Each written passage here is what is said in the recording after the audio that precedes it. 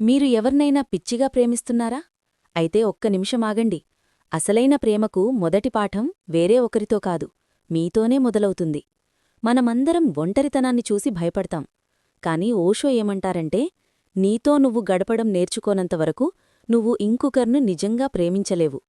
ఎందుకంటే నీకు నువ్వే నచ్చనప్పుడు వేరేవాళ్లకి నువ్వు ఎలా నచ్చుతావు?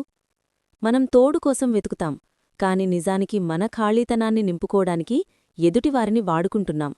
అందుకే ఆ బంధాలు త్వరగా విడిపోతాయి. ఒంటరితనం శాపం కాదు, అది ఒక వరం. నిశ్శబ్దం, ప్రశాంతత, నీ గురించి నువ్వు తెలుసుకునే అద్భుతమైన సమయం ఇది. ఎప్పుడైతే నువ్వు ఒంటరిగా ఉండటాన్ని ఆస్వాదిస్తావో అప్పుడు నీలో ఒక కొత్త వెలుగు వస్తుంది. ఫ్రెండ్, నిజం చెప్పనా? మనం ఎవరికోసమో వెతుకుతూ మనల్ని మనం మర్చిపోతున్నాం. నువ్వు నీతో నువ్వు హ్యాపీగా ఉండటం నేర్చుకో. అప్పుడు నీ ప్రేమ ఒక అవసరంలా కాకుండా ఒక పండుగలా మారుతుంది. నీ దగ్గర ఉన్న ఆనందాన్ని పంచుకోవడమే నిజమైన ప్రేమ.